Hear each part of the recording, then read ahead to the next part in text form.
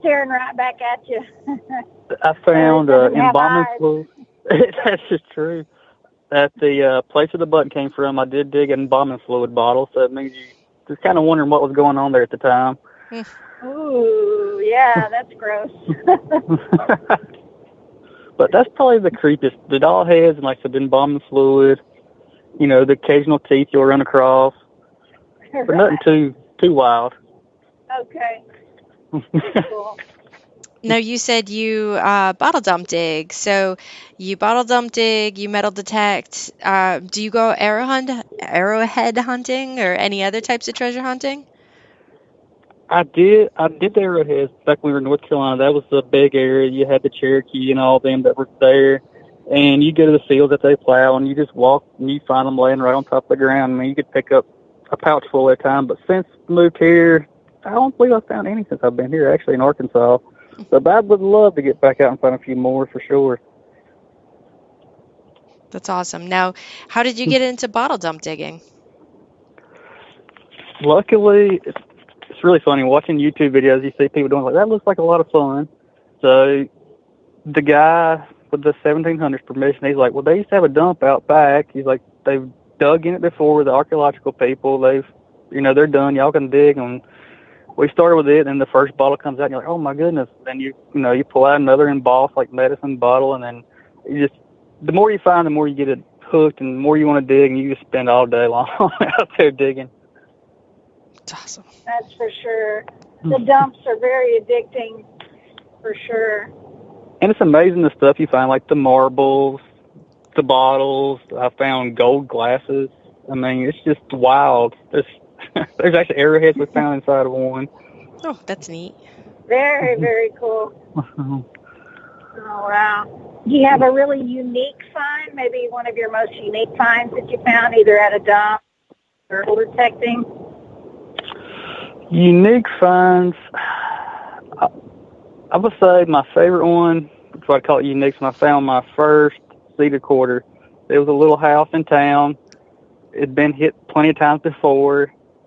Out there, swinging right next to the porch right before dark. Got that good signal, dug down and flipped it over. Then you see the eagle, the lady sitting there, and gets your heart racing. Ooh, and ever since then, you're always after, I want to find the next one, and then that's what keeps you going. Definitely.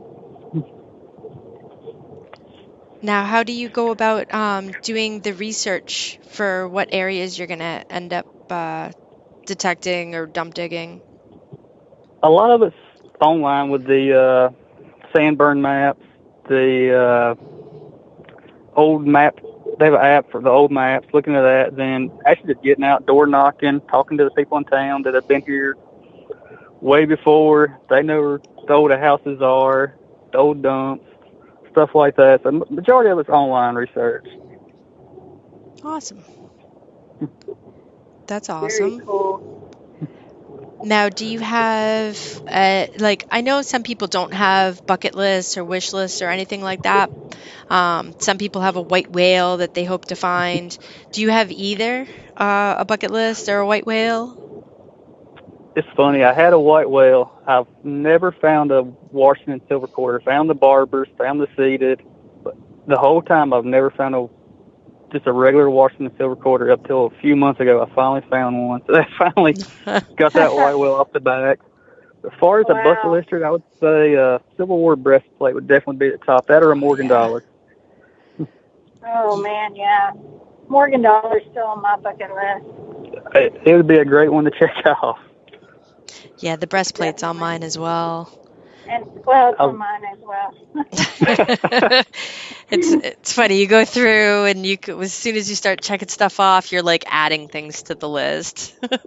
It is. Always. And there's stuff you find stuff like you didn't know it's on your bucket list, but then you're like, this is on my bucket list now. Yeah. Yep. Especially when you watch somebody else dig one, and then you're like, oh my gosh. It's funny. About a month ago, I was hunting with Mark Duncan with Ram Detecting. He invited me down to hunt with him. We were in a Civil War spot, and he hollered, hey, come over here. He actually dug a Civil War breastplate right there. It was so cool to see him excited, see it dug there. Yeah. So it was they're out there to be found. They are. So, do you have an all-time favorite find that you found? Oh, all-time favorite find? That would probably have to be the War of 1812 Navy button. That button. Okay, cool. It would be hard to beat that one. Yeah. That, and then I'd say the embalming fluid is kind of creepy and crazy. Yeah, that's pretty cool. It is. It's on top of the shelf with all the other ones. So it's a good conversation piece. Yeah, and that's got to be a particular dump to find one of those. Like, it's not It just is. an everyday, homestead dump that usually. It is. You're like, why is this here? What went on in this house that they would need? Yeah. Which I guess back then they said people, the funerals took place at home, so it makes sense. Yeah, I've found one before, and I think it was Zola and I were digging together, and she had found several embalming fluid ones. And I think you're right, Joshua, because a lot of times, back then they would, they didn't really have funeral homes. They would come to the house and have their wake or their, body at the homes for, I don't know how long, but probably embalmed them there. They embalmed them there. Like I said, the viewing was there, and then a lot of them, old home sites are buried out back, so it makes sense. Everything true right there. That's true. Yeah, because most of the properties I dig and detect have the private family cemetery on it. It's just even digging those family dumps, I've yet to come across an embalming fluid. So that's why I'm like, you'll find one. Yeah, eventually. Now that I've said it out loud, it's probably going to happen. Yeah, it will. Now, I just had a really weird thought. What exactly is in embalming fluid? Is it something kind of like formaldehyde? I wonder. Yeah, it is. That's a great formaldehyde. Okay. Interesting. Yep. Luckily, this one was empty, so. Right. Oh, that would be creepy. Finding a full bottle. Well, they couldn't find the bottle of embalming fluid, so they just buried them without embalming. Oh, my. Oh. That's too funny. I'm almost home. Woohoo! Yeah. Oh, my land. So y'all keep chatting. Oh, yeah. Yep. So, recovery or returns? I know that once an area finds out that you metal detect, they'll usually say, hey, can you come help me find my keys or anything like that? Or, word of mouth. Have you ever been called to try to help recover some item and been able to return it to the rightful owner? Or found something while out metal detecting, was able to piece it together to return? I've been called to a few ring recoveries, but unfortunately, none of them ever panned out. Never been able to find them. The best part is, like you said, when you find something, you're hunting up, say, an old place, and the family, is still there, and you find something tied back to, like, their parents or grandparents or great-grandparents, like a button or a knife or a ring, something you can hand back to them that links it to that person. That's one of the best feelings.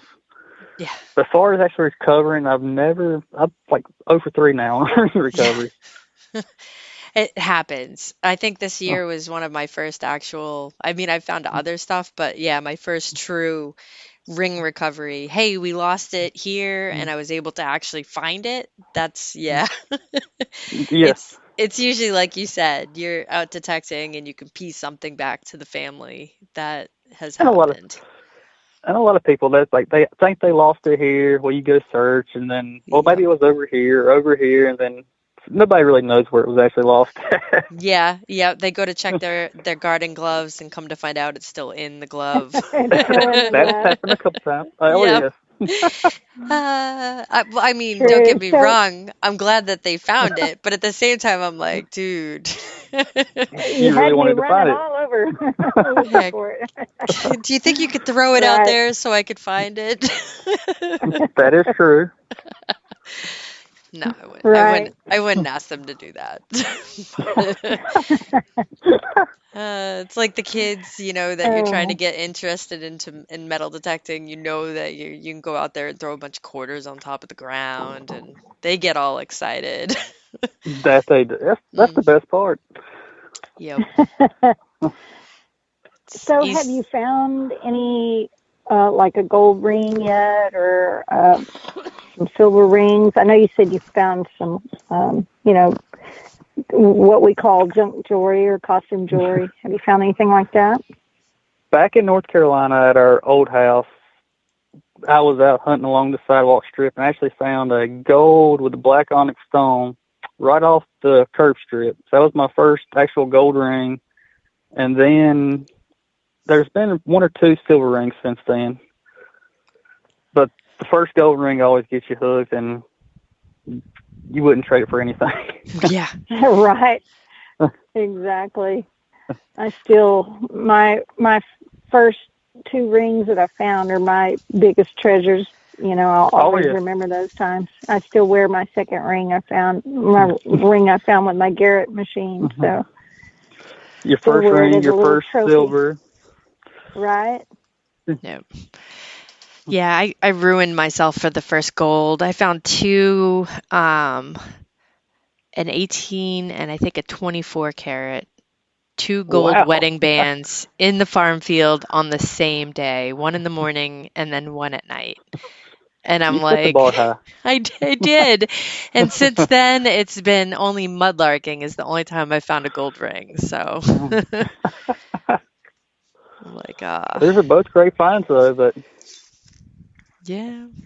But yeah, I set the bar high and now I have yet to find another one metal detecting. It's like, hey, we did you now, good for that one day, so you got to wait another 20 years. Sorry.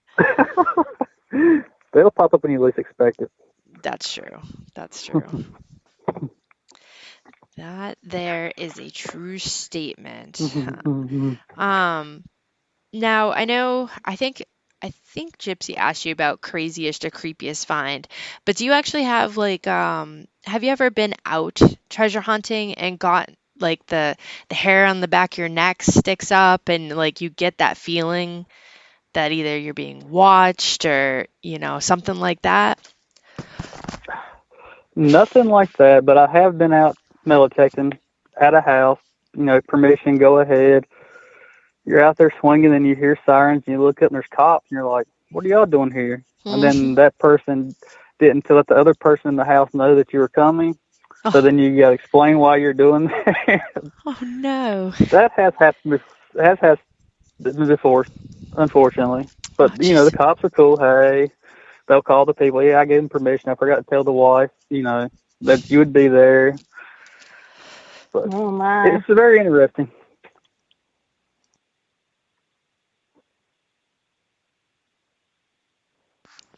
Sorry, had to cough there for a second. That is, so has that happened like more than once? Luckily, it's just been the one time years ago. Thankfully, knock on wood. So now when I go, I'll text the person, hey, I'm coming over, just let you know, instead of just showing up. That way, something like this happens again. Yeah, that makes sense. Give them a heads up that you're going to be on the property. That's what I do. That and it's hunting season again. So I'm like, I know that certain hunters have access to certain fields. So I'll be like, hey, is it all right if I go by? And they know the names that I have named all the different fields. And they're, if they do, they're like, oh yeah, you might want to wear neon today. Okay. Wear the blaze orange. Oh, yes. Yep. But thankfully on Sundays, there's no hunting allowed. So True. Sundays are my good day to go detecting. Get out in the woods, see what you can find. Yep. Absolutely. Gypsy, I'm glad you made it home. Me too. Thank you. I haven't went in the house yet, so holding out here. Sitting in the car. Yeah. All right. Now, you have a pretty exciting hunt coming up. You want to tell us about where it is, when it is, and the basics of it? I would love to. We're actually putting on the first seated hunt for the group. We're just calling it the